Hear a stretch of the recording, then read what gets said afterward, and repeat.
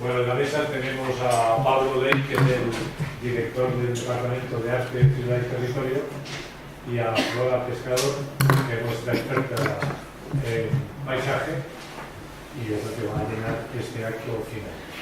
Creo que va a venir Elena Costa. Vale. Pues Pablo, cuando quieras. Gracias, Santiago. Buenas tardes a todos. Bueno, a mí me corresponde hacer la presentación de la conferencia de Flora. Nada, y seré breve. Simplemente me gustaría empezar un poco recordando la importancia que tiene entender la investigación en sus distintos niveles, no como una cuestión subsidiaria, como una cuestión, digamos, marginal, sino como algo que realmente es primordial, que es muy importante para entender el presente y el futuro de un país. Una cuestión que quizás aquí en España no le damos la importancia que tiene, ¿no? Y en ese sentido, en relación a esto, entender el interés que tienen los estudios de posgrado, y en particular los de doctorado, como base, como proceso para la formación de un investigador, ¿no? En este sentido, creo que deberíamos de intentar superar las visiones cortoplacistas, ¿no? Porque, entre otras cosas, formar un investigador requiere siempre un tiempo, requiere digamos, un esfuerzo continuado, y esto pues no es sencillo, ¿no? Y de hecho muchas veces las condiciones, los plazos que nos vienen dados no son siempre los más adecuados para esta realidad, ¿no? de la que hablo, ¿no? En cualquier caso, este tipo de ocasiones son enormemente importantes porque son parte de ese proceso. Yo creo que es bueno aprovechar seminarios como este y cualquier ocasión que tengamos en nuestro proceso de formación, que no termina obviamente con la culminación de una tesis doctoral, sino que siempre está abierto, ¿no? Dicho esto, paso a lo que realmente nos ocupa ahora, que es la conferencia de Flora, a quien pues tengo el gusto de presentar hoy, para lo cual voy a hacer una breve reseña sobre su currículum. Flora Pescador es doctora arquitecta, máster en arquitectura del paisaje, y desarrolla su labor docente en la Escuela de Arquitectura de Las Palmas, donde además coincidimos, ¿no? en el ámbito de nuestro departamento, ¿no? En el Departamento de Arte y Territorio, en la sección de urbanismo, ¿no? Pero Flora además también está desarrollando su labor como profesora visitante en la Escuela de Arquitectura de Lyon y en la Escuela de Nantes, en Francia. También, olvidé decirlo, ha sido directora de la Escuela de Arquitectura de Las Palmas, ¿no? Flora también, en ese importante ámbito que está ligado a la docencia, que es la investigación, también ha dirigido el máster de proyectación urbanística y del paisaje en nuestra Universidad de Las Palmas. Ha organizado numerosos congresos, cursos, talleres y encuentros internacionales sobre paisaje, arquitectura, urbanismo, cambio climático y cooperación internacional. También ha sido directora de la 9ª Bienal de Arquitectura y Urbanismo, ¿no? Es autora de muchas publicaciones y documentos científicos, entre ellos destacar el libro monográfico Viaje a través del patio, que de hecho, si no recuerdo mal, refleja la investigación de la propia tesis doctoral de Flora, y es también coautora de libros como REARC. Actualmente Flora dirige el grupo de investigación Urscape dentro del TIDES, entre el cual estamos diversos investigadores involucrados actualmente en un trabajo del cual ella es la investigadora principal, que es el ClimaRig, que estamos precisamente desarrollando en estos momentos, ¿no? Flora también trabaja en el estudio MPC Arquitectos, una larga trayectoria ya profesional, donde ha desarrollado pues, numerosos proyectos sobre temas de paisaje, medio ambiente, urbanismo, arquitectura, etcétera, ¿no? Obteniendo pues también amplios reconocimientos pues, por toda esta actividad profesional, ¿no? Entre las cuales, por ejemplo, por destacar una, podríamos recordar las directrices del paisaje para el gobierno de Canarias, que fueron también de la mano de Flora, ¿no? Otros méritos, muchos méritos más, también entre ellos, por ejemplo, hablar de que es vicepresidenta de la Real Academia Canaria de Bellas Artes de San Miguel Arcángel, y más cuestiones que podríamos ir hablando, pero yo creo que lo más, dicha esta breve introducción, lo más interesante es dar pie a la propia conferencia. Creo que funciona, ¿eh? Dale, a ver. Sí, se me oye, sí. Bueno, muchas gracias, Pablo, por esta presentación y gracias también a Santiago por esta invitación a estar aquí hoy en el acto de clausura de este seminario tan interesante que se ha desarrollado estos 2 días. El título de mi presentación, tengo 1 hora, me imagino, porque tengo el tema para rato. Si ustedes ven que tengo varios trabajos, si creen que me paso, me pueden cortar y lo dejamos ahí. El título es Arquitectura y Paisaje en un campo de investigación. Desde hace unos años estamos trabajando desde el grupo Busquets y también en nuestra participación de algunos profesores en escuelas francesas y aquí también en Las Palmas, una metodología basada en la relación entre la investigación por el proyecto, otra vez del proyecto, los procesos que se desencadenan en la ejecución o digamos en el proceso de desarrollo de un proyecto. En la profesión nuestra, en las profesiones que tienen esta dualidad entre arte, la tecnología, el arte y digamos la ingeniería, suele suceder que muchas veces hay una cima entre lo que es el desarrollo profesional de esta disciplina y la universidad y el desarrollo de investigador. Hay una gran división y muchas veces nos encontramos con tesis doctorales o con investigaciones del pasado más que del futuro. Eso que nos dedicamos al futuro, o sea, los arquitectos construimos el futuro y sin embargo investigamos el pasado. Trabajamos sobre arquitectos y su obra ya pasada, trabajamos sobre este tipo de cosas y nosotros nos planteamos en un determinado momento que realmente esta cima no debería ser así, debería haber una epistemología del proyecto, o sea, llevar el proyecto, convertirlo en una herramienta que ayude a desencadenar procesos especulativos de conocimiento asociados a él. Por este motivo les presento el libro Réagir, que es un libro que hicimos en Francia, en la que se trata exactamente de este tema y de muchos trabajos asociados a esta manera de entender la investigación. Nosotros hemos hecho también, como digo nosotros, normalmente en el grupo Busquets hasta ahora hemos sido 3 personas, más algunos becarios, que son los 3 nombres que tienen ahí abajo. Pues nos hemos metido mucho en cómo hacer esto, ¿no? Cómo pasar de la acción a la reflexión y viceversa, cómo ver los procesos iterativos que se desarrollan en el proyecto y trabajarlos a partir de ensayos y llevarlos a la reflexión, construir toda una epistemología del proyecto. Realmente hacer una inserción de la investigación en la práctica, con todas sus dificultades, pero llegar a hacer algo de esto. Les presento algo, esto va a ser un pequeño resumen de lo que quiero decir teóricamente y luego les voy a enseñar unos cuantos trabajos realizados a partir de este planteamiento, realizados dentro del grupo Busquets y que ya son normalmente trabajos de investigación ganados por competiciones europeas y ya terminados. Karl Popper hablaba de que la realidad se dividía en 3 mundos, el mundo de lo físico, el mundo de la subjetividad y el mundo de la ciencia, ¿no? Cómo a partir del mundo físico se produce, a través del tamiz de la subjetividad, se producía finalmente la ciencia o la teoría. Pero también para esta ida hacia el mundo de la teoría podríamos hablar, ¿no?, de la vuelta, ¿no? Cómo también desde el mundo de la ciencia y a partir de la subjetividad se construyen objetos ejemplares, objetos de arte, objetos donde está depositada una gran cantidad de conocimiento. Es decir, el conocimiento no solo se encuentra en el mundo de la ciencia, también se encuentra en el mundo de los objetos. De alguna manera se deposita, y muchos de ellos, muchas veces la hibridación del objeto y el diseño, la investigación por el diseño da lugar, bueno, a objetos como un teléfono móvil, por decirles algo, que nos ha cambiado la vida.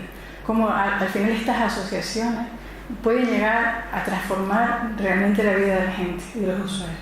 Podemos hablar de las tipologías de vivienda, como desde las viviendas trogloditas, la actualidad ha habido también un proceso de diseño cada vez más depurado que nos está hablando de formas de vivir y que tiene, por lo tanto, también una versión que se desarrolla hacia el futuro.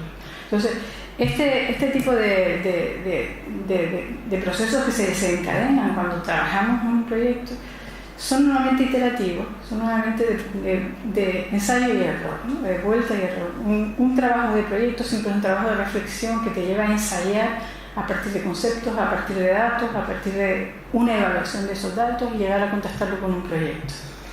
Este trabajo, no quiero decir con esto que todo proyecto sea un trabajo de investigación, muy al contrario. Estoy diciendo de cómo asociar una investigación al proyecto, que es algo diferente. De cómo realmente hacer intencionadamente un proceso de investigación asociado a un proyecto. No que un proyecto o cualquier proyecto, por el mero hecho de ser un objeto, sea ya un resultado de una investigación. Hablo del diálogo entre proyecto e investigación. Hablo de cómo examinar y evaluar con unos criterios y exponerlos y tenerlos muy claros. Hablo de establecer investigación aplicada sobre el objeto, se vaya o no vaya a ser, sobre el proyecto. Hablo también de construir escenarios. Cuando hablamos de proyectos, estamos hablando de la misma palabra, lo dice, siempre el futuro. Todo proyecto está siempre en el futuro. Entonces, en el futuro nadie lo conoce. Podemos construir escenarios, podemos construir con variables distintos escenarios y hacer realmente al final un verdadero diálogo, ¿no? Una verdadera especulación a partir de distintos escenarios que se pueden prever.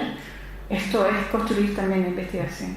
Y hablo también de la expresión gráfica, algo que muchas veces ha sido minusvalorado históricamente. Desde mi propio mundo disciplinar, muchas tesis doctorales han consistido, se ha utilizado la herramienta vehicular, la condición escrita o la oral asociada a esa explicación.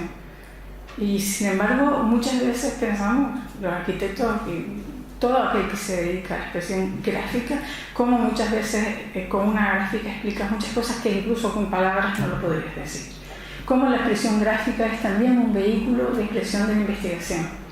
Hay un arquitecto finlandés que se llama Juhani Pajasmaa, que supongo que los arquitectos conocen por aquí, que habla, que tiene un libro muy interesante que se llama La mano que piensa, y que yo les invito a que lo lean y que vean exactamente qué quiero decir con esto, ¿no? Cómo se puede llegar muy lejos en el mundo de la expresión gráfica y cómo es necesario a veces grafiar para llegar a entender aquello que tiene que ver con la forma, o que tiene que ver con el sitio, que tiene que ver con el lugar.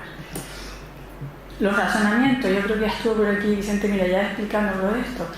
No pasamos, bueno, está el deductivo de toda la vida, el inductivo, ¿no? De abajo arriba, de arriba abajo, básicos en toda investigación, en todo proceso de razonamiento y de conocimiento, pero también el abductivo. Yo creo que cada vez más se le da importancia al abductivo, ¿no? Un razonamiento que tiene que ver con la heurística y que tiene que ver con el y si, ¿no? Esta pregunta que nos hacemos a veces y que abre a todo el mundo una investigación, y si en vez de hacerlo así, lo hacemos así, y es una idea que muchas veces cae, no sabes de dónde cae, que dice, y se abre una puerta y se construye otro mundo a partir de una pregunta como ¿y si?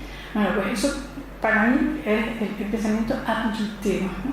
Cómo nos llega a través de una construcción, muchas veces muy elaborada de datos, se te abren puertas al pensamiento abductivo y a construir la realidad de una manera alternativa o innovadora en relación con lo que estabas pensando. Esto sucede mucho en el proceso del proyecto. Tenemos razonamientos abductivos y muchas veces se trabaja a partir de eso. Entonces, dejo las tres maneras, ¿no? El top-down, el bottom-up y el abductivo, que me parece muy importante. Este era un poco el planteamiento, la base teórica sobre la que yo les quería decir que están construidos estos trabajos que les traigo aquí, que se han hecho en los últimos años y que quisiera mostrarles para que vean cómo, con sus dificultades, cómo vamos construyendo al final un trabajo de investigación. Casi todos ellos ganados en competiciones europeas y que, bueno, al final han tenido resultados reales. El primero es el Jardín Botánico de Talbot, en Agadir.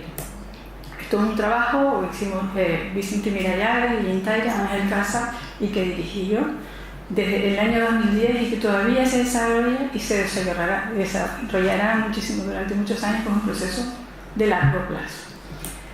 En este caso les tengo que decir que Agadir es una ciudad que en 1960 sufrió un terremoto, algo que cambia radicalmente la vida de una ciudad.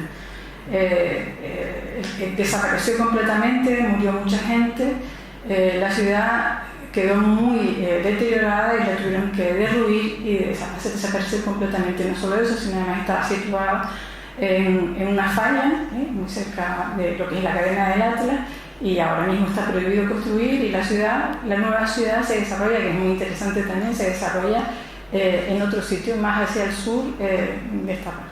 Entonces, cuando empezamos este trabajo de investigación sobre un plan, ¿no?, de hacer verde la ciudad, o sea, fue una petición realizada desde autoridades de Marruecos hacia la Universidad Canaria, a nuestro departamento, para desarrollar un trabajo de plan verde para la ciudad de Agadir. Y empezamos a trabajar, a pensar qué podría ser esto, ¿no?, a partir de distintos conceptos. Uno de ellos, y que nos parecía muy importante, ¿cómo era la ciudad desaparecida? Era increíble porque cuando hablábamos con ellos, la mayor parte de la gente desconocía la ciudad. Había habido un verdadero borrón de esa ciudad, había desaparecido hasta de la mente de la gente. El segundo, un análisis de esa tipología, a ver cómo era, y llegar un poco a rescatarlo. Y por último, si podría haber una recuperación histórica del patrimonio, de ese legado, ¿no?, a partir de un corredor verde. Son muchas hipótesis que de entrada nosotros no sabíamos muy bien a dónde nos dirigíamos. Aquí pueden ver en dónde está la actual ciudad de Agadir y dónde se encontraba la antigua ciudad, en realidad, de Talbot, la ciudad desaparecida. Aquí podemos ver dos imágenes, ir rápido, dos imágenes de cómo era la ciudad vista desde el aire y cómo quedó, ¿no?, tras el terremoto y la completa demolición de la misma. En la actualidad, bueno, a partir de ese catástrofe se construye una nueva ciudad, a partir de sus barrancos, de sus ejes verdes. Lo hace Ben Barek, un arquitecto muy interesante marroquí, y bueno, y que se empieza a desarrollar con bastante exactitud. El trabajo que nosotros nos piden, y nos incluían exactamente también la zona del antiguo terremoto, lo que había pasado en el antiguo terremoto, en esta zona de aquí. Y a partir de ahí, pues empezamos a pensar qué podría ser eso. Nosotros, cuando empezamos a hacer este trabajo, sabíamos que existía la huella o algo de la antigua ciudad, pero no sabía que estaba exactamente aquí, que es algo increíble, ¿no?, que es algo que empezamos a encontrar poco a poco. Este trabajo de investigación se trataba de construir un eje verde, y nosotros, al darnos cuenta de dónde estamos, del lugar tan sensible, pues decíamos, debemos investigar la configuración histórica de la antigua Talbot. No existía casi cartografía, no existía casi datos de esta ciudad, y esto sucedió en 1960. Realmente es algo tan cercano, y nos dieron algunas cartografías turísticas, una ciudad muy turística en aquel momento, de la cual teníamos que trabajar muchísimo para poder rescatar de una manera, digamos, más científica lo que había sido la antigua ciudad. ¿Cómo poner en valor además esa antigua ciudad? A través de algún tipo de analogía, ¿no? Es un procedimiento también asociado a la investigación y al proyecto. O sea, hacer algo que la rescate, aunque le dé nueva vida, un nuevo futuro. No puede ser una ciudad, tiene que ser otra cosa. Recurrir al proceso Bottom-up, hablar mucho con la gente, al menos con la gente que todavía recordaba aquella ciudad, y organizar un proyecto que ya veremos que va dirigido a la conservación, a la investigación y a la educación. Varios procesos se desencadenan. Primero, desde luego, la recopilación de datos y tratar de llegar a concretar cómo era esta ciudad. Les presento todos los planos que pudimos al final conseguir a través de muchos contactos, de tratar de conseguir cómo era aquella ciudad. Muchas veces la información está en Francia, porque son trabajos hechos con Henri Prost, que hizo varias ciudades francesas en Marruecos, y cómo se hacían las ciudades francesas asociadas casi siempre a ciudades de marroquí, de locales, ¿no? Vemos aquí unas cuantas de la planimetría histórica.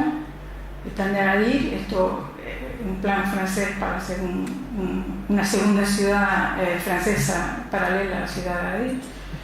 Y bueno, y rescate de fotos también, hacer un gran rescate de fotos de los lugares emblemáticos. Estamos hablando de toda una ciudad, ¿no?, que tenía, ¿no?, cuáles eran sus plazas, cómo se llamaban, sus hoteles, etcétera, etcétera. O sea, buscar exactamente cómo era, ¿no?, tratar de encontrar lo máximo que pudiéramos y georreferenciarlo.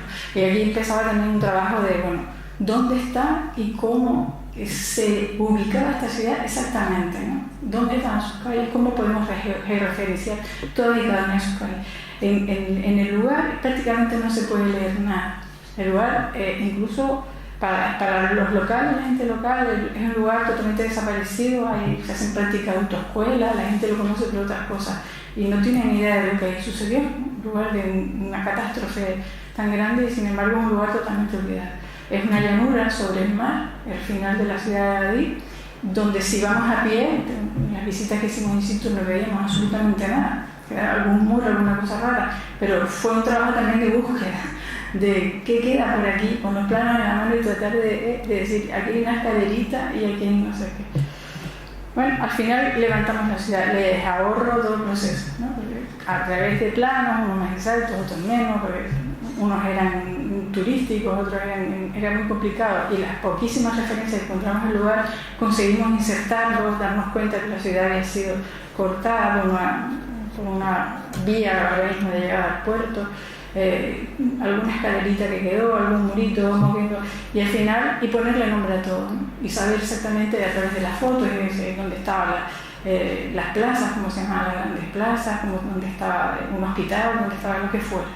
Y empezar a encontrar absolutamente todos y cada uno de los puntos en los que esta ciudad se encontraba.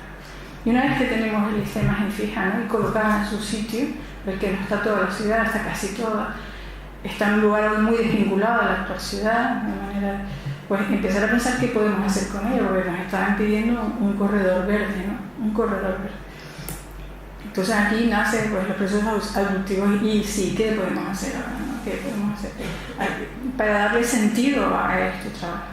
Entonces, a partir del plan verde de Agadir empezamos a pensar que teniendo un trazado, hemos levantado un trazado, los trazados es increíble porque una vez que habíamos dibujado la ciudad, la contrastamos con Google Earth, ¿no? Viéndola con Google Earth, nos dimos cuenta que algunos árboles, alguna piedra, algún resto por aquí y otra cosa por allá, seguían enseñando la ciudad. Estaba latente, es decir que muchas veces los trazados dentro del mundo de lo que es del urbanismo es lo que plantean mayores resistencias a su desaparición. Y escarbando, buscando y quitando alguna planta, al final surge el trazado. El trazado ya tiene un valor patrimonial importante. Entonces decidimos que el trazado tenía que ser parte del jardín. El trazado tiene que ser tiene que tener un futuro. Es decir, lo lanzamos desde el pasado y lo lanzamos hacia el futuro exactamente tal y como era, con sus calles, con sus nombres, y que la gente pudiera conocer, hacer casi un memorial de cómo era la ciudad a la vez que visita un jardín, sin olvidar evidentemente las cuestiones estéticas, ¿no?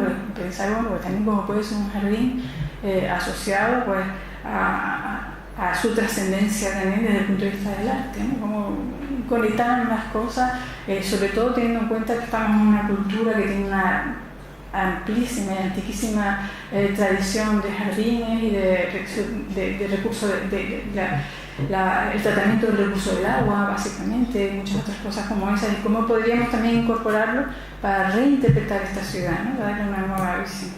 Y por supuesto conectar, porque está absolutamente esta zona desconectada de lo que es la realidad de Agadir en la actualidad, a través de 1000 estrategias que podríamos al final atrapar, ¿no? Y llegar a conectar el corredor con la propia ciudad y darle un valor real. Hicimos también reuniones, una vez que teníamos todas estas ideas, cuando empezamos a entusiasmar a la gente, y la gente realmente se entusiasma con esa recuperación de una ciudad a través de un jardín, ¿no? Cuando se construye una ciudad a través de un jardín. Y empiezan, bueno, a producirse pues, ideas nuevas, ¿no? Se empiezan a abrir puertas y dicen, bueno, ¿qué puede ser que además sirva, o sea, que sea un proyecto que tenga un futuro, que no sea solo un proyecto que se lo vamos a dedicar al pasado histórico, sino que esté vivo y funcione. Entonces ahí nace la idea de un jardín botánico, de cómo un jardín botánico, algo asociado a la conservación, a la difusión de los valores ecológicos del lugar, a la protección, etc., podría ser un factor importante para el desarrollo futuro de un jardín de este tipo, o sea, sumar capas a este lugar. Y a partir de ahí pues surge ya el futuro, ¿no? Empezamos a pensar cómo esto tiene verdaderamente un futuro. Hemos hecho conexiones con el Jardín Canario de aquí, ya hay conexiones entre los botánicos de la INSOR con los botánicos de la Universidad de Las Palmas. Esto camina a un paso, más o menos lento, pero camina. Se hicieron un trabajo de cómo se puede transformar la ciudad en el jardín a partir de de cada uno de los lugares importantes de la ciudad que pueden ser a la vista de su nuevo, digamos, uso o su nuevo desarrollo, y fuimos pues asociando a cada una de las plazas, a cada uno de los lugares, pues una nueva imagen, pero que recordara, ¿no?, que interpretara aquello que había allí, como por ejemplo pues la antigua escuela de niñas, como el acceso principal, convertido en el verdadero memorial donde se recogen todos los nombres de los desaparecidos de la ciudad, asociados también a temas de botánica. O una plaza de entrada, aquí me enseña este mismo, la plaza de entrada, la plaza del comercio, casi convertida en un lugar columnar, ¿no?, con las palmeras del norte de África. O la antigua plaza de Talbot, que era una plaza probablemente en césped, con esta forma, y que nosotros decidimos hacer uno así, ¿no?, reconvertirlo en un lugar asociado también a las palmeras, al agua y a otro tipo de cosas, pero que recupera exactamente la forma de la antigua pieza construida ahí, o bien otras que ya conectaban el nuevo jardín con la ciudad. También una de las cosas que nos pedían es que tuviera un vallado, jardín vallado. El cerrar la ciudad no era una cosa que de entrada nos gustara, pero bueno, al final acabamos pensando en la posibilidad de interpretar estas construcciones que muchos de ustedes que se han estado por ahí las habrán visto, las construcciones de tierra con estos dibujos vegetales, ¿no?, sobre esas paredes como si fueran palmeras y en lugares muy áridos, ¿no?, como la vegetación cuando no puede estar, está, aunque sea pintada sobre las paredes. Entonces a partir de ahí empezamos a pensar, bueno, pues el vallado podía ser un vallado vegetal. Era transparente, se quedó opaco, pero bueno, un vallado vegetal que recordara los dibujos de los muros tradicionales en el sur de Marruecos. Esto se empieza a hacer, ya lo ven, o sea, empieza a ser un proyecto que va caminando. Y el botánico, bueno, pues hay todo un desarrollo de este jardín como botánico, que fue un trabajo también muy intenso de investigación, algo que va dirigido a la conservación medioambiental, a la investigación también de los ecosistemas locales, a la educación, a la difusión internacional, etc. El tema importante era, bueno, está situado sobre el eje, en el distrito 30, sobre el eje de los desiertos cálidos del norte del mundo, a diferencia de los del sur.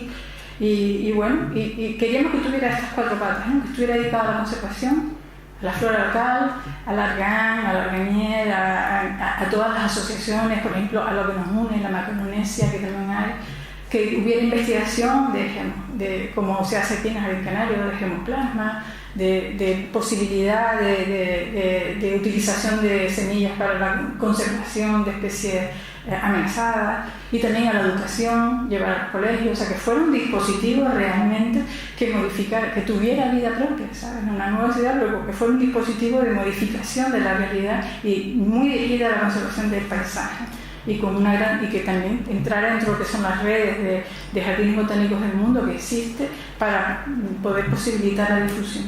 Bueno, se hacen, no les encuentro los esquemas para el jardín, que son complicados. Se hace según el marco local, internacional, y se van poniendo todas las especies, en fin, se van poniendo todas las especies por comunidades, ¿no? Este es el arganier, o también les traigo aquí la Macaronesia, que tiene una orientación, cada orientación la íbamos buscando en función de hacia dónde está, hacia Canarias o hacia la zona de Macaronesia, por las plantas de la Macaronesia, algo como una orientación geográfica similar a la que tiene el Jardín Canario de aquí, que es muy interesante. Bueno, algunas secciones.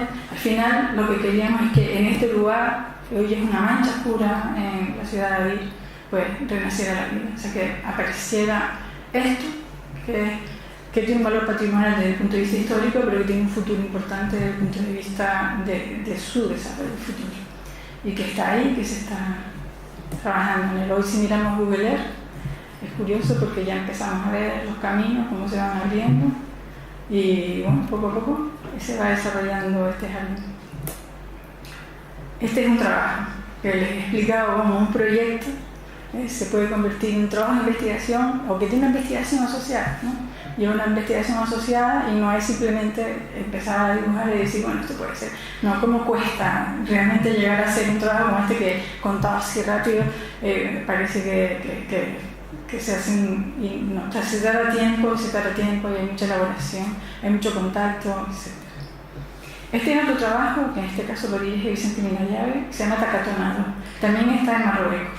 Es un programa también, está ganado también por competición europea, trabaja con nosotros el Gobierno de Canarias a través del Instituto Tecnológico de Canarias y bueno, todos los socios de este programa.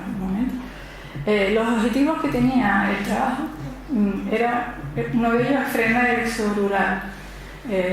Está sucediendo en todas partes, sobre todo con los fenómenos de cambio climático, la desertificación, la desaparición de muchas poblaciones, sobre todo masculinas, de las zonas rurales, y el éxodo también masivo de migrantes, ¿no?, hacia otros contextos. Como la idea es trabajar sobre el problema, ¿no? Trabajar directamente en zonas en que podemos a lo mejor darle algún tipo de recurso a la gente para que no se vaya, ¿no? Para que al final pueda de alguna manera tener alguna posibilidad de quedarse en este sitio. Había también otro objetivo muy claro, y es que está pasando, tiene grandes patrimonios de tierra, de casas, ¿no?, de toda la ruta de las casas, pero que están en proceso de desaparición por falta de mantenimiento. Y está apareciendo en cambio la construcción en bloques, ¿no?, que conocemos todos muy bien, los bloques de cemento. Entonces, esto era un problema, es una pérdida de cultura, de construcción histórica de la edificación, y era una pérdida asociada y patrimonial importante. Entonces, en el planteamiento de los objetivos estaba la recuperación de la edificación tradicional a partir de la arquitectura de tierra. Que fuera además un dispositivo, un recurso por sí mismo. Queríamos hacer un prototipo, porque no lo he dicho, es hacer un prototipo con capacidad de ser repetido en distintas aldeas de manera semejante. Entonces, este prototipo, hecho en arquitectura de tierra, tenía que además estar asociado pues, a la educación de mujeres, por ejemplo, o asociado a temas que tuvieran que ver con el desarrollo local, o a la vez también a un pequeño recurso turístico para senderismo, en el caso de los prototipos situados en aldeas dentro del Atlas, en donde, bueno, pues al final aquello es un pequeño recurso económico que puede posibilitar algo más en un lugar donde no hay nada, ¿no? También era importante para que esto funcionara que tuviera algún tipo de asociación local con la que nosotros contactamos, en los procesos bottom-up, ¿no? Necesario de hablar con la gente y ver qué es lo que quieren, ¿no? Y hablar con ellos y que hubiera una asociación fuerte y que defendiera el proyecto y que al final fuera realmente desarrollado con los objetivos que están planteados. Para ello, bueno, pues hicimos todo un trabajo de búsqueda de dónde podemos empezar con dos prototipos en dos aldeas diferentes que tuvieran todas estas condiciones. Entonces, necesitaban que el lugar tuviera la capacidad, el prototipo, de convertirse en un núcleo de actividad. Que estuviera, muchas veces los asentamientos rurales están en difusión, entonces que fuera como un centro asociado a una pequeña red de aldeas en difusión, un lugar donde producir educación o producir, por supuesto asociado a zonas agrícolas, que fuera tecnológicamente bioclimático, esto era muy importante, con energía propia, con desalación de agua en los pozos, son zonas que están los niveles freáticos muy salinizados. Es un prototipo tecnológico, o sea, a la vez que intenta dar una salida a la arquitectura de tierra y luego que lo pudieran construir ellos mismos. Era una de las claves, que nosotros hacemos, vamos construyendo el proyecto con todos ellos, haciendo de mediadores, de gestores, y a la vez ellos van también implicándose en el proyecto para construir. Que respondieran a las tipologías tradicionales, pero a la vez que sean recursos del futuro, ya lo estoy diciendo todo el rato, ¿no? Y bueno, que pudiera ser un pequeño albergue turístico. Al final, después de visitar muchas zonas, nos quedamos con dos zonas, una en Talmud, en la zona de Talibín, y otra en Bisurán, en la zona de Imil. Una es un lugar muy desértico y el otro es una aldea en medio del Atlas. Uno es muy rural, el otro también es muy rural, pero un medio muy árido. En los dos casos existía esa pequeña asociación. En un caso estaba la Asociación de Mujeres del Azafrán, en la zona del Atlas, y en el otro era un antiguo médico ginecólogo, pues, que tenía un pequeño punto ya de formación de mujeres, y bueno, vimos la posibilidad de darle mayor fuerza a esa idea que él había iniciado. Entonces, bueno, tuvimos, esto es algo importante, aquí se los enseño ya hecho, pero tuvimos que levantar los planos, no hay cartografía. O sea, un trabajo de investigación es dibujar el lugar. Dibujar, o sea, cogerte a través de Google Earth, a través de ortofotos, a través de todo lo que puedas y dibujarte exactamente el sitio, a escala y teniendo todas las prevenciones para hacer una cartografía exacta del lugar. Cartografía que por supuesto también le dimos a ellos. O sea, que todo un trabajo de investigación territorial, de saber cómo funcionan los lugares, saber cómo funcionan las redes, en fin. Para mí redibujar un lugar es un útil importantísimo de investigación. O sea, redibujar algo, porque acabas conociendo las claves internas de aquello que dibujas. Por eso redibujamos mucho en los trabajos que hacemos de investigación. Aquí les enseño, bueno, de las dos zonas donde se iban a situar estos prototipos, las tipologías que vamos estudiando, porque hacemos también un trabajo in situ, nos llevamos también a estudiantes de arquitectura que estuvieron también levantando casas y bueno, estuvimos viendo tipologías locales para ver cómo insertamos nuestro prototipo, que no fuera un objeto extraño, a pesar de que tenía unas entradas tecnológicas y de otro tipo importantes, ¿no? Tenía que ser un hábitat rural bioclimático, a partir de tipologías existentes, y que fuera un sistema modular fácilmente construido, porque lo iban a tener que construir ellos. Y eso también, bueno, pues tuvimos muchas reuniones para decir cómo, tuvimos casi que hacer un verdadero kit de construcción.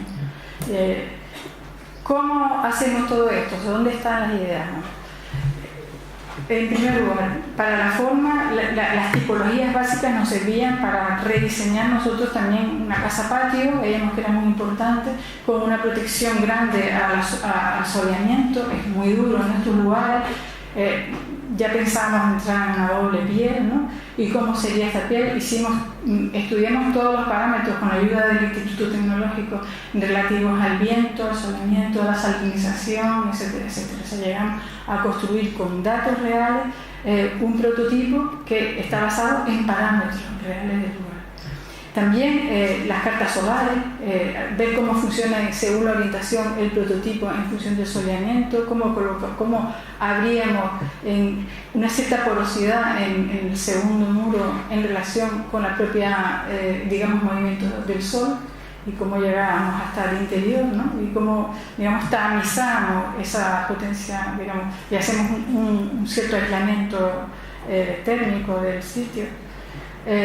Tratamos también de ver cuál es la categoría, como las neveras, ¿no? Decíamos, nevera A++, bueno, pues igual, ¿a qué nivel podríamos llegar en relación con la vivienda, en relación con todas y cada una de las capas que le estábamos poniendo, en relación con una de las decisiones que estábamos tomando, con las pieles, con el tipo de arquitectura de tierra, ¿no? Con los materiales, etcétera, con la orientación, con la disposición, con la conformación. Llegar a ver cuál era la eficiencia energética, ¿no?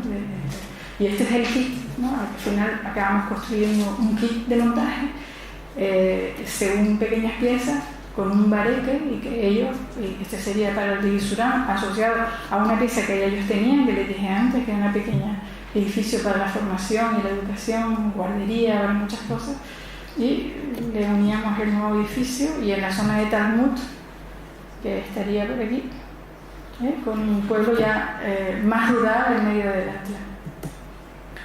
En los procesos Botonar, pues esto fue complicado porque aquí sí que teníamos que hacer un trabajo grande con las poblaciones locales, uno para que lo aceptaran, dos para que se implicaran, tres para que lo construyeran, incluso para que fueran también parte de los ensayos que teníamos que hacer en relación con la tierra.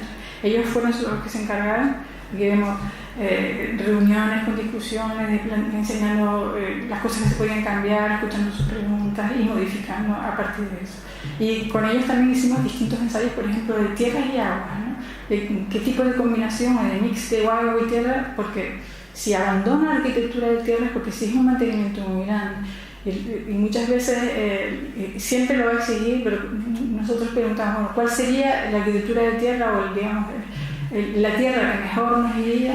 ¿Qué tipo de agua, qué tipo de disolvente, si podemos introducir algún tipo de aditivo, qué podemos hacer? Entonces les dejábamos a ellos, les dábamos criterios y ellos van haciendo diferentes test con distintas tierras, y al final le dimos una con agua de cactus, con opuntia, ¿no? Con la palmera, ¿cómo se dice? El cactus normal que hay aquí, ¿no? Es que como ellos le llaman el cactus canadiense, pues me salió eso. Pero bueno, una tunera, un agua de tunera mezclada, y resulta que es un agua que tiene una cierta composición gomosa y que al final producía una arquitectura de tierra interesante. Y bueno, y ellos lo construyen, ¿no? Se empiezan a hacer los edificios, aquí vemos cómo se hace la base, cómo se va construyendo el bareque, cómo se van rellenando todos y cada uno de las zonas del bareque, se hacen los muros, se incorporan las placas, se incorpora también todo lo que es el pozo y la desalinización asociada. Es un edificio autónomo, ¿no? Por sí mismo. Y que además, bueno, pues llevaba asociado el pequeño albergue. Esta información, de todas maneras, la información sobre este proyecto no sé si he pasado ya, pero si ustedes ponen Takatona 2 en internet pueden ver todo el proyecto. Y aquí, bueno, pues lo hemos terminado, está en la zona de Isurán, de Talmud, edificio terminado. Y bueno, no lo he dicho, pero aquí está se ha llevado algunos premios, fue un trabajo interesante de hacer, largo, interesante de hacer, pero costoso. Al final, bueno, pues pudimos, digamos, desarrollar una investigación a la vez que desarrollar un proyecto, ¿no? Yo no sé si lo he demostrado, pero ahí está, y se puede ver, y de hecho nos hemos llevado algunos premios de investigación en la Bienal de Arquitectura y Urbanismo del Ministerio de Cultura y Fomento. También estuvimos finalistas, no sé, muchas cosas. Aquí hoy antes que había una investigación sobre Lanzarote. Yo no sé si puedo seguir, ¿no? Un poquito más. Sí. Bueno, pues enseño otro más. Este es otro trabajo que estamos haciendo, en este caso para la Reserva de la Biosfera de Lanzarote, que es un trabajo de análisis crítico del paisaje de la isla post-Manrique, ¿no? Todas y cada una de las cosas que han ido pasando, en qué punto nos encontramos en Lanzarote en términos del paisaje. Para llegar, un poco el objetivo final es poder establecer directrices de paisaje que puedan estar asociadas a instrumentos de planeamiento, que puedan estar asociadas para que sean de cumplimiento, que estén presentes en... Este documento, ya llevamos varios años, 3 años con él, es un documento que empezó siendo al revés. O sea, aquí partimos de un trabajo de mucho debate. Empezamos hablando con todos los municipios, los 7 municipios de Lanzarote, con la Reserva de la Biosfera. Empezamos con los primeros planteamientos, fueron debatidos en muchas reuniones y ahí seguimos, ¿no? Porque esto todavía no se ha terminado, y que fuera muy participativo. Era algo que necesitábamos de la gente de Lanzarote, hacer un verdadero trabajo participativo con la sociedad de allá. Llegar a visualizar cuáles son los elementos que construyen el paisaje. Cuando hablamos de paisajes, estamos hablando de algo casi metafísico, y yo lo llevo a lo físico. Digo, muchas veces la construcción del paisaje son elementos muy claros, los que te están construyendo un paisaje o los que te están destruyendo un paisaje. Y tienes que llegar a ver cuáles son los elementos que lo construyen, cuáles son los elementos que lo destruyen, cuál es la lógica histórica de un lugar, hacia dónde está yendo el nuevo paisaje. El paisaje no es algo, no es una figura fija en ninguna parte, no es algo que esté detenido, siempre está evolucionando. Y lo que es interesante es saber hacia dónde. Si sabemos hacia dónde, pues entonces es cuando vamos mal. O sea, ¿cómo está evolucionando el paisaje de Lanzarote? Sería la pregunta que está en el fondo de este trabajo de investigación. ¿Hacia dónde evoluciona? ¿Cuáles son sus claves? ¿Cuáles son sus elementos? ¿Cómo se está construyendo? Etcétera, etcétera. Entonces fue un trabajo muy extenso. Nos tuvimos que encargar de lo que ellos llaman marca Lanzarote, ¿no? Que para ellos pues, tiene que ver con la excepcionalidad de los paisajes volcánicos, y es cierto, con la visión, digamos, que le da de arte y naturaleza, la palabra arte introducida por César Manrique, ¿no? En alguna de sus intervenciones, con la construcción histórica también muy laboriosa de la isla de Lanzarote, hechas por las poblaciones locales a lo largo del tiempo, y veremos algunas cosas, y que conforman muchas veces un paisaje cultural de muchísimo interés, ¿no? Entonces, todo eso forma el conjunto para nosotros de la marca Lanzarote. Después de hablar mucho con ella, cuando la gente habla de marca Lanzarote, bueno, la marca Lanzarote se concreta en esto. Bueno, imágenes de arte y naturaleza, el proceso deductivo, cómo empezamos con todo esto. Empezamos haciendo un verdadero catálogo. Este también lo tienen colgado, me imagino que saldrá por aquí la web, lo tienen también colgado en internet y lo pueden ver toda esta primera parte de las componentes esenciales de movilidad, tiene que ver con todas las carreteras de la isla, cómo se construyen, de sus elementos, etcétera, etcétera. La estructura de la isla desde muchos puntos de vista, desde el espacio libre, los espacios libres y el significado que adquiere en Lanzarote y en sus ciudades, desde el punto de vista de la arquitectura, del cromatismo de la arquitectura, de la conformación de la arquitectura y de sus grandes infraestructuras, ¿no? Son distintas componentes y nosotros vamos desglosando una por una, ¿no? Porque esto es exactamente... El catálogo al final lo que hace es buscar todos y cada uno de los elementos que componen cada una de estas componentes. Entonces, de movilidad, pues analizamos aeropuerto, helipuerto, puertos, nudos, rotondas, viarios, senderos, carril, pistas, estaciones de servicio. Estructura, bueno, hoy se han ido ampliando, porque claro, empiezas por aquí y entonces acabas encontrando muchas cosas. De la estructura lo mismo, los espacios libres, de la arquitectura, las infraestructuras. Al final acabamos de hacer un trabajo, y yo les enseño un par de imágenes nada más, un trabajo así de gordo, lleno absolutamente de todos los elementos que componen el paisaje a partir de estas componentes. El paisaje volcánico, sabemos que hay 107 volcanes que están ubicados de esta manera, que tienen este tamaño, que tienen esta relación, que conforman un eje norte-sur de esta forma, ¿no? Lineales, como muchos de los procesos volcánicos insulares, etc. O sea, vas viendo cómo hay una construcción geológica y la importancia de la geología y de la geomorfología en la construcción del paisaje de Lanzarote y llevado a tal de las Islas Canarias, ¿no? Como la componente principal del paisaje de las islas. Hacemos exactamente un catálogo, esto es un ejemplo, ¿no? de fotos sacadas de esos espacios muchas veces desconocidos, ¿no? Como son los cráteres de los volcanes, muchas veces están absolutamente opacos y desconocidos para la mayor parte de la gente.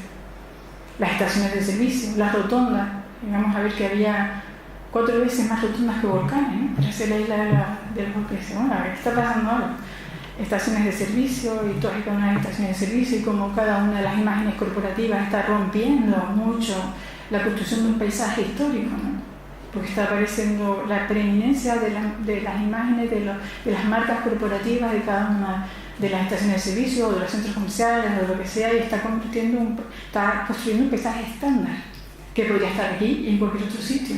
Si Lanzarote, digamos que la idea de Lanzarote es casi sinónimo de la idea de paisaje, esto lo está rompiendo, ¿no? Aquí veíamos ya una de las fisuras que se están produciendo en la construcción del paisaje. Bueno, al final acabamos haciendo un análisis, lo pueden ver en la web, un análisis de todo el catálogo, vamos poniendo todas y cada una de las capas que nos vamos encontrando de cada uno de los elementos y nos queda una Lanzarote así construida, ¿no? Con toda la georreferencia de todas y cada una de las componentes que encontramos interesantes en la construcción del paisaje. Todo esto se lleva a un DAFO, así en el primer análisis, según la movilidad y lo que está pasando, ¿no? Cuáles son las amenazas que estamos viendo por cada una, cuáles son las oportunidades, etcétera, etcétera.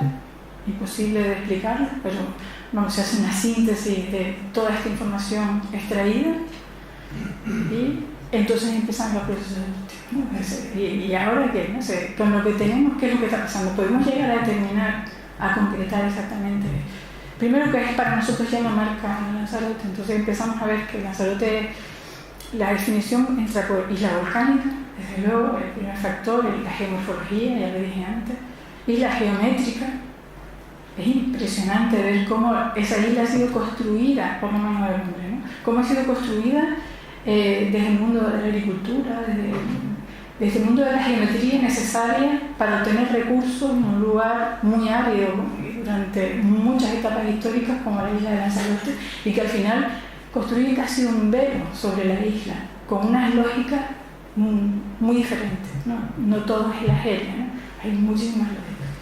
La isla Arte, ¿no? Como se ha abierto con fuerza esta idea de isla Arte y aparece ya no solo en César, sino en las herencias, ¿no?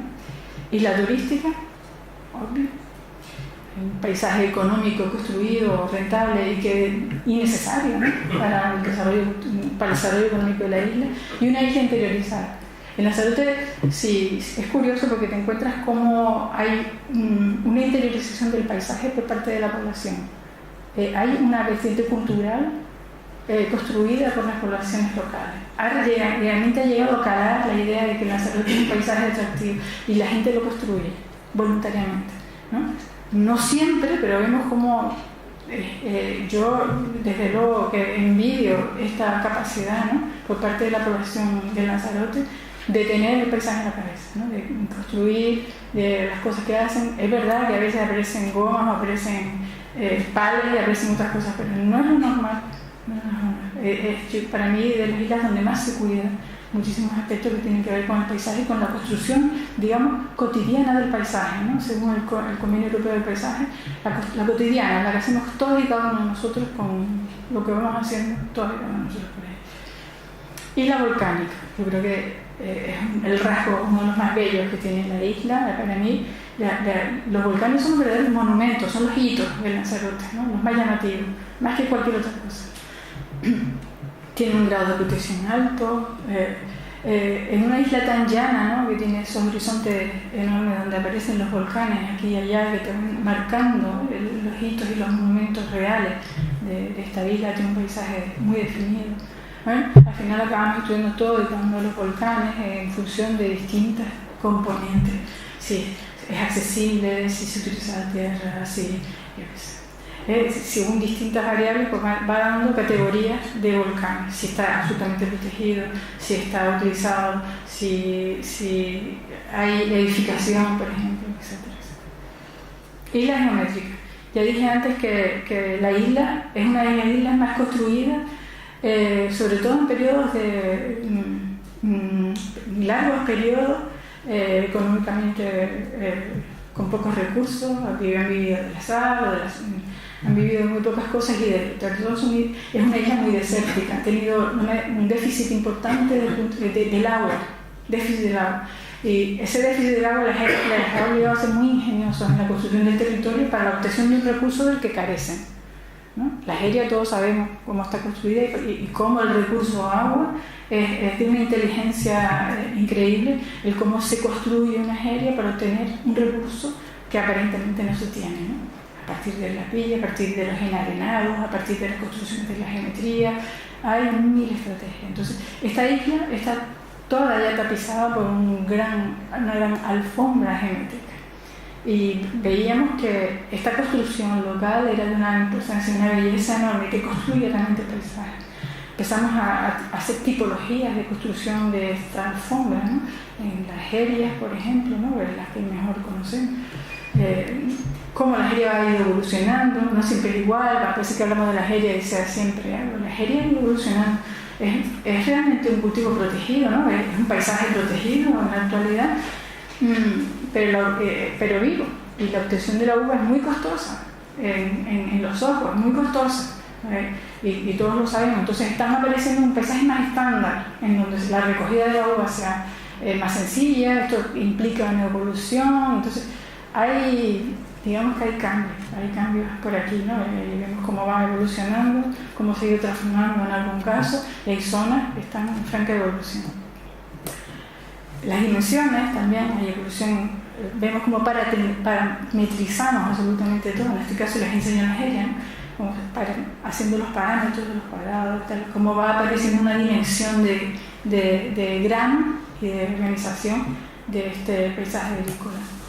Isla Arte, bueno, está claro que se introduce con fuerza a partir de las construcciones de los centros de arte y turismo de César San Enrique, y bueno, y es algo que preside a la isla también, ¿no? Hay una componente de arte que yo creo que es muy interesante, como una capa que es eso, que se opone a todas las que estoy diciendo, y que al final construye una red, ¿no? Si somos capaces de ver todos y cada uno de los centros de arte de los CAP de Lanzarote, vemos cómo se construye una red que es fácilmente accesible, casi en un día, pues hay una cierta accesibilidad. Vemos incluso que funciona como recurso económico, el número de personas que lo visitan por día o por año, vemos el recurso que tienen, y cómo están situadas, cómo afectan a la globalidad de la isla. Por tanto, es una componente que realmente es presente en un porcentaje muy alto de toda la isla, y que hoy, bueno, con las nuevas interacciones en los nuevos CAP que han ido apareciendo, pues sigue esta estrategia de arte en red, ¿no?, por toda la isla, las dibujamos, las construimos.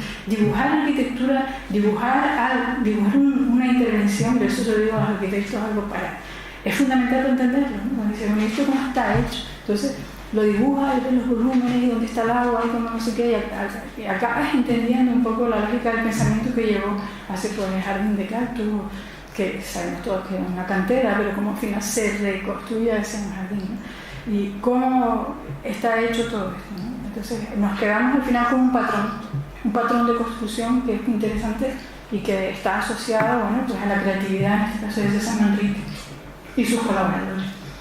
Y la turística, el paisaje económico, cómo se construye. Esto aquí es donde probablemente se produzcan grandes disrupciones, pero también en esta isla y en otras, ¿no? Es muy complicado de poder decir en las islas. Tenemos un paisaje del turismo de mucho interés. A veces cuesta decirlo, ¿no? Y bueno, pues hay que ver el porqué, ¿no? ¿Dónde están las claves de que esté funcionando económicamente, pero no esté funcionando desde el punto de vista del paisaje o de la construcción de la calidad arquitectónica y de muchas otras, digamos, variables que podrían estar presentes? Bueno, nos trabajamos lo que son los accesos a la isla, vamos viendo exactamente qué es lo que está pasando, ¿no? En este caso es ver la primera impresión del turista cuando llega desde el aeropuerto, desde el puerto, entonces ver dónde se producen las disrupciones, cómo es el cromatismo, las volumetrías, las carreteras, cómo se ha ido construyendo todo, y vamos fijando imágenes y vamos fijando problemas, ¿no? El tema de los puertos, de cómo funcionan los puertos, las bandas litorales y la construcción del turismo, los distintos tipos de construcción de la banda litoral. Aquí tenemos Puerto Calero, Costa Teguise, y también está Recife.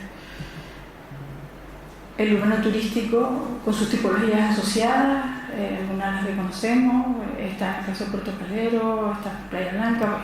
Llegar a dibujar las tipologías, llegar a ver qué es lo que triunfa en un sitio, ¿no? ¿Por qué se hace de esa manera? Entonces intentar entender la lógica de por qué esa y no otra. Entonces esto genera preguntas, ¿no? Y dices, bueno, y tiene que ser así, porque al final ves cómo hay patrones que se asocian a lugares y que son cada uno de ellos diferentes. Muchas veces tienen que ver con la geografía del sitio, pero otras veces no, o con otras componentes, ¿no? O el urbano turístico, ¿no? Vamos dibujando todo y cada una de ellas. O las infraestructuras, ¿no? Las carreteras. Las carreteras para mí son los verdaderos miradores del paisaje.